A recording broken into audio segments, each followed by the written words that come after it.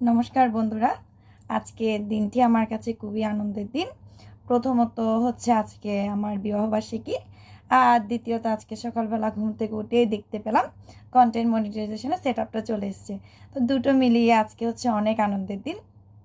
तो आमी प्रथमेই বলি আমি মার্চের 17 তারিখ আসলে ঘুম তখন বোধহয় দুপুরবেলা ঘুমোতে গিয়ে তো ঘুমাইনি মোবাইল টিপছিলাম তখন হঠাৎ করে ইউটিউবে দেখে কি মনে হলো একটা পেজ খুললাম রাজকুমারের মা ওই পেজটা।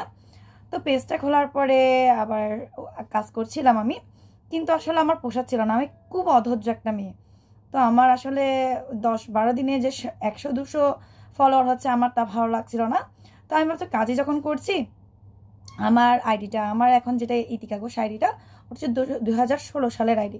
তো ওই আইডিটাই আমি প্রফেশনাল মুড করে ফেলি।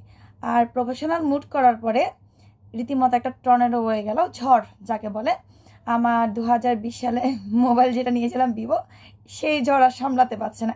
এত বেশি যে মেসেজ আসছে, এত বেশি ফলোয়ার, মানে এত বেশি ফ্রেন্ড রিকোয়েস্ট আসছে, আমার মোবাইল রীতিমতো হ্যাং করছে। এক মানে এত অবস্থা খারাপ মোবাইলটার, তো কী বলবো। তারপরে কি করলাম, আমি এপ্রিল 1 তারিখ করেছিলাম এটা। তো 10-15 দিন গেল, তারপর আমার মোবাইলটা টোটালি ডেথ, একদম বন্ধ হয়ে গেছে। মোবাইলটার কোনো দোষ নেই, দোষটা আমারই।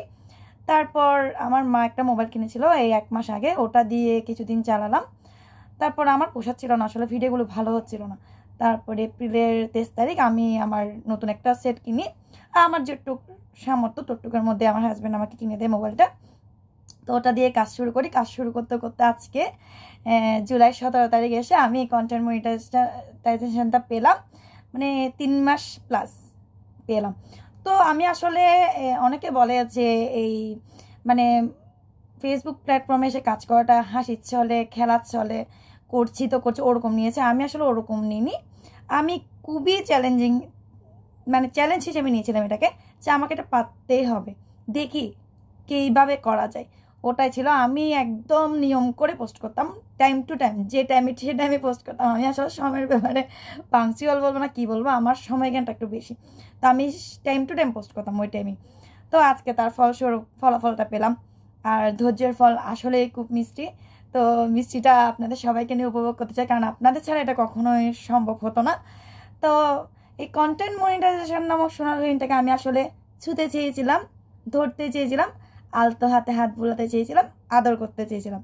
এইটা আমাকে কি দেবে কি দেবে না ওটা নিয়ে আমি কখনো ভাবিনি, এখনও ভাবি না কি পাবো কি পাবো না, কিন্তু আমি জাস্ট ওটা পেতে চেয়েছিলাম।